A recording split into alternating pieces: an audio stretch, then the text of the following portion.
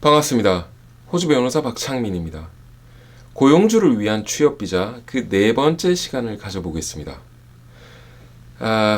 취업비자 시리즈가 이렇게 이어지고 있는데 앞서 말씀드린 대로 고용주를 위한, 즉 사장님들을 위한 취업비자 관련된 정보들을 서머리하고 있어요. 직원들 입장에서도 이런 내용을 알 필요가 없느냐?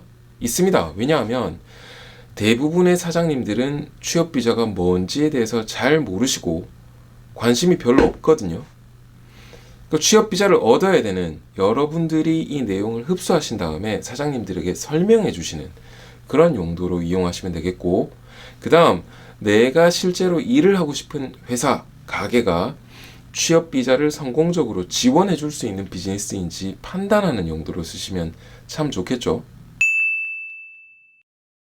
앞서 서머리를 한번 해보겠습니다. 취업비자가 왜 만들어졌는지에 대한 그 배경을 설명드린 바 있고요. 그 다음에 공식이 아닌 원리 원칙을 가지고 고용주들이 어떤 조건을 갖추면 이 취업비자를 제대로 활용할 수 있을지에 대한 가능성, 거기에 대해서 논한 바가 있습니다. 그 다음 셋째 시간에는 맛배기로 그 원리 원칙이 어떻게 적용될 수 있는지에 대해서 말씀드린 바가 있죠. 오늘 그 네 번째 시간에서는 실제 이민성에서 이 취업비자 활용을 위해서 고용주가 스탠다드 비즈니스 스폰서십 관련돼서 어떤 서류를 넣어야 되고 TSS 노미네이션, ENS TRT 노미네이션 이런 복잡한 각각의 비자 종류별로 회사 입장에서 사장님들, 당신들은 적어도 이런 내용들을 맞춰야 되니 이런 서류를 구비하여 접수하시오라고 적어놓은 내용들, 이런 내용이 이민성 웹사이트에 설명이 되어 있습니다.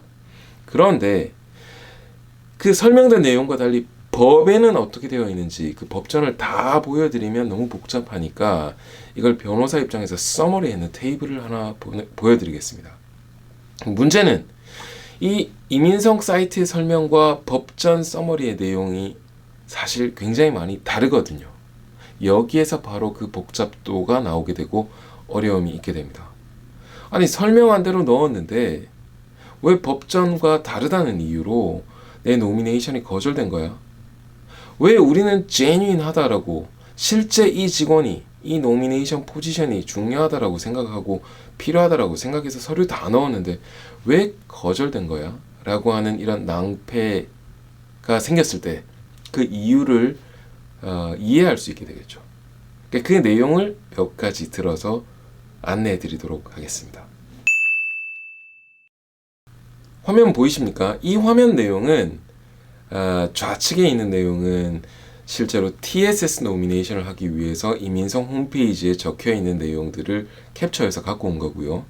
우측에 있는 내용은 ENS TRT를 노미네이션, 즉 열심히 TSS 비자 받고 우리 회사에서 일을 3년 동안 잘해준 직원에게 영주권 후원을 하기 위해서 노미네이션 해줄 때 이민성 웹사이트에서 요구하고 있는 내용들을 캡처해서 붙여놓은 겁니다.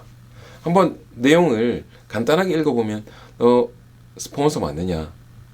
그 다음에 이 비자를 활용할 수 있는 직업군에 해당되는 게 맞느냐? 그 다음에 호주 직원들을 고용할 수 없었고 외국인 숙련 기술자를 비자를 줘야 되는 그런 타당한 이유가 있느냐? 이런 내용들이 쭉 적혀 있습니다. 말은 들어보면 쉬워 보이죠, 그죠? 그 다음에 여기 디테일즈라고 되어 있는 섹션을 누르시면 아래에 이렇게 펼치기로 몇 가지 정보들이 더 나와 있고, 심지어는 이민성 입장에서 요구하는 자료의 내용들, 문서의 종류가 적혀 있는 경우들도 있습니다. 그런데 이민법 전문에는 서류의 종류가 적혀 있지는 않단 말이에요. 법으로 너 이러이러해? 그럼 그거 증명해봐. 이런 수준이기 때문에 회사 입장에서 여기에 명시된 서류가 하나부터 10까지 다 없다라고 해서 그럼 나는 신청을 못하는 거냐? 그렇지 않습니다. 예를 들어 TSS 비자의 경우에 신규 업체도 신청을 할 수 있는데, 직원을 스폰서 할 수 있는데 바스도 안 나왔을 수도 있고, 파이낸셜 스테이트먼트, 즉 재무제표가 1년이 안 돼서 없을 수도 있잖아요. 그래도 여전히 진행할 수 있거든요. 네. 그러니까 이런 부분들을 유의할 필요가 있겠습니다. 나와 있는 내용을 가지고 한번 설명을 해볼게요. 스탠다드 비즈니스 스폰서가 맞느냐? 스폰서십 받았는 거 보여주면 될 거고, 아니면 같이 신청했다라고 하는 TRN, 레퍼런스 넘버 주면 되고요. 그 다음에 내가 노미네이션 하고 있는 이 포지션이 어떤 포지션이냐, 어떤 직종이냐, TSS 비자 활용 가능한 직종이냐, 그러면 미디엄 롱텀이냐, 숏텀이냐, 이건 그냥 비교해서 제출하면 되는 거고, 그걸 보여주기 위해서 고용계약서와 그 다음에 job description 아니면 duties 뭐 이런 것들을 설명하면 되는 겁니다. 그 다음 호주 사람을 못 뽑아서 해외 기술 인력을 뽑는 것이다를 보이기 위해서는 뭐 광고를 냈을 수도 있겠고, 아니면 인더스트리 현재 현황을 보여줄 수도 있겠죠. 사람은 뭐 눈 씻고 찾아봐도 절대 지금 고용할 수가 없으니까, 니들 바보도 아니고 언론이 그렇게 때려대는 skills shortage, 우리 업종이 바로 그런 거다라고 설명해내면 되겠죠. annual market salary rate, 이 부분은 자 그러면 뭐 시장에서 평균적으로 받는 급여 수준이 얼마냐, 이거 띡 올린다고 되는 건 아니에요. 이게 T-SMIT보다 높아야 되고, 그 다음에 만약에 우리 회사에 호주 직원이 똑같은 직종에 있다면 그 친구가 받는 급여는 얼마인지 이런 것들을 다 붙여야 되기 때문에 사실상 굉장히 까다로운 심사 조건 중에 하나라고 할 수 있습니다. 그 다음 가장 중요한 관건이라고 할 수 있는 genuine position이라는 부분이 나오죠. 니네 회사에 왜 필요한데? 이건 사장님의 진술서가 될 수도 있겠고, 있던 직원이 나가게 된 경위를 설명하는 게 될 수도 있겠고, 회사가 잘 돼서 새 포지션이 만들어졌음을 표현할 수도 있겠죠. 뭐 여러 가지 방법으로 이런 것들을 설명해 내야 됩니다. 이민성 입장에서는 결국에 궁극에 가서는 정말 필요하냐, 이민 목적에서 이 사람 비자 만들어 주려고 어거지로 만들어낸 포지션이 아니냐, 그 다음 셀프 스폰서를 통해서 억지로 법인을 만들고 거기서 내가 비자 받기 위해서 이 회사가 만들어진 거 아니냐, 이런 것들을 따지게 될 터이니까 말입니다. 그 다음 discriminatory practice라고 해서 recruitment, 사람 뽑을 때 계속 해외 특정 인종만 뽑아낸다라든지 뭐 이런 형태가 있지는 않은지에 대해서 설명을 할 수 있어야 될 것이고, 그 다음에 호주 사람을 뽑았을 때 정당하게 줘야 될 금액을 이 해외 기술 인력에게도 줄 것이다, 이런 것들을 소명해 낼 수 있어야 되겠죠. 그 다음 adverse information이 있냐 없냐에 대해서는 만약에 있다고 하더라도 이걸 소명을 해낼 수 있느냐 없느냐, 이런 부분들을 보여줘야 될 겁니다. 자, 각각의 라인 바이 라인 나와 있는 부분들 또는 디테일즈 섹션을 눌러서 나와 있는 그런 서류의 목록들 제출하실 수 있으시겠습니까? 그리고 만약에 제출할 수 없다면 법이 요구하는 그 요건을 맞추기 위해서 어떤 수단을 쓰셔야 될까요? 이민성이 보여주고 있는 그 내용들 말고, 자, 변호사로서 법전에 있는 내용들을 서머리해서 테이블의 형태로 만들면 지금 보시는 화면과 비슷합니다. 자, 블릿 포인트로 막 각각 뭐 10여 개 정도를 이렇게 막 두드려 놨죠. TSS 비자, 그 다음 ENS도 TRT와 Direct Entry, 그 다음에 494 비자를 위한 Regulation 2.72C를 이렇게 쭉 적어놨어요. 변호사들, 전문가들 입장에서는 글자, 단어 몇 개만 이렇게 서머리를 해놔도 충분히 알 수 있겠지만, 사장님 입장에서 이게 암호와 같을 겁니다. 오히려 이민성이 설명해 놓은 그런 내용이 이해하기 더 쉬울 수 있죠, 그죠? 하지만 그건 법이 아니에요. 오히려 법을 서머리 해놓은 이 내용을 더 맞출 필요가 있는데, 자, 어렵죠. 어려우니까 전문가의 도움이 필요하고, 결국에는 훌륭한 이민 변호사를 만나서, 자, 우리 가게, 우리 비즈니스가 이런 상황이고 새로운 사람이 필요한데 어떻게 하면 해외 기술 인력에게 비자 스폰서를 서서라도 우리 회사에 데리고 올 수 있겠느냐, 그리고 비자 신청을 했을 때 그 친구의 뭐 워크 퍼밋은 어떻게 되느냐, 비자 심사 도중에 우리 회사에서 일은 할 수 있겠느냐, 추가로 주의해야 될 부분은 뭐가 있겠느냐, 비자가 2달, 석 달 만에 나오지 않고 6개월, 12개월이 되어갈 때 직원도 지치고 회사도 지칠 수 있는데, 이때 주의할 부분은 현명하게 비자에 유리하게 쓸 수 있는 부분들은 무엇이 되겠느냐, 비자가 승인되고 나면 이 친구가 결국 영주권 가고 싶을 텐데 우리는 무엇을 어떻게 도와주면 되겠느냐. 이런 부분들을 이민 변호사와 상의하시게 될 겁니다. 그 다음 여기서 끝이 아니죠. 두 번째, 세 번째 직원들을 또 데리고 오고 싶은데 불가능하냐. 몇 명이나 더 가능하겠느냐. 그 다음 이 친구들이 결국에는 영주권 받고 나서 본인들 갈 길을 각자 갈 수 있을 텐데 그 다음에 계속해서 이런 스폰서 제도를 쓸 수는 있겠느냐.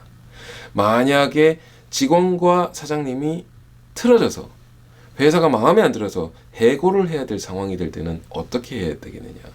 그 친구들이 이 비자 제도를 통해서 회사에 엿먹이는 경우는 없겠느냐. 뭐 이런 다양한 궁금증들이 있을 수밖에 없을 겁니다.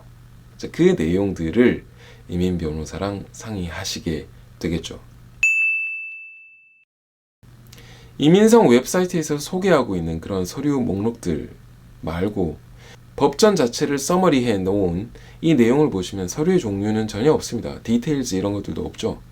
그러니 오히려 법이 요구하는 내용들을 맞추려고 하면 변호사나 다른 전문 인력과 함께 호흡을 맞춰서 어떻게 하면 법이 요구하는 이 문구, 구절, 요건들을 맞출 수 있을 것인가를 창의적으로 준비해야 됩니다. 최근에 제가 여러 레스토랑에서 셰프 포지션 이렇게 받아들이고 그 다음에 지방지역에서 사구사에서 쿡 받아들이고 타일링 회사에서 타일러들 그 다음에 페인팅 회사에서 페인터들 이렇게 TSS를 받아들이고 하는 과정에서 볼 때 회사의 규모도 다 다르고요. 사장님 혼자 솔로로 하고 있으면서 직원을 뽑기 위해서 이제 TSS 비자를 활용하고 있는 경우 있죠. 매출액 3, 40만 불밖에 안 돼요. 그래도 멀쩡히 잘 나옵니다. 가게, 레스토랑의 경우에는 조금 다르죠. 사장님 혼자서 요리하고 있고 서빙하고 있다. 이건 현실적으로 말이 안 되니까. 하지만 창업하는 가게의 경우에, 레스토랑의 경우에 사람 뽑기 위해서 구인 광고 내봤는데 지원자가 없어서 이 사람 뽑아야 되겠다라는 형태로도 TSS 비자 활용이 가능해요. 자, 여러분 여건은 어떻습니까, 사장님들? 왜 직원을 뽑아야 될까요? 그리고 비자가 없는 직원에게 스폰서를 서서라도 뽑아야 된다면 어떻게 설득하시겠습니까? 변호사에게 왜 사람 필요한지 설명할 수 있고 설득할 수 있고 그 다음 그런 관련된 자료와 소명 자료들을 준비할 수 있다면 이민성을 당연히 설득해낼 수 있어야 되지 않을까요? 그 다음 왜 그 포지션이 이 직업군 TSS나 ENS가 가능한 직업군에 해당되는 건지도 결국에는 사장님들이 가장 잘 알고 계시지 않겠습니까? 회사를 흥하게 만들기 위해서 어떤 사람이 이 자리에서 일을 해야 되는지는 사장님이 제일 잘 알고 계시고 그걸 가지고 이민성을 설득하는 거예요. 공식 없습니다.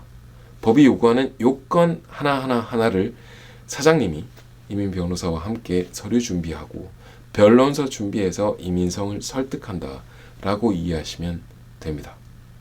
자, 오늘은 실전 사례로 이민성 웹사이트를 살펴봤고 법전이 요구하는 내용들을 서머리했는 박앵코의 서머리 자료 자체를 TSS와 ENS 그리고 494에 국한해서 한번 살펴보았습니다. 모든 비자들은 이런 형태로 정리가 될 터인데 어때요? 좀 감이 오십니까? 여전히 어렵죠. 그래서 취업 비자는 이민 전문가와 하시는 게 마음이 편합니다. 결국에는 두 다리 뻗고 내가 비즈니스 하기 위해서 취업 비자 활용하는 거 아니겠어요? 자, 이 정도 했습니다. 들어가시고 다음에 또 뵙겠습니다.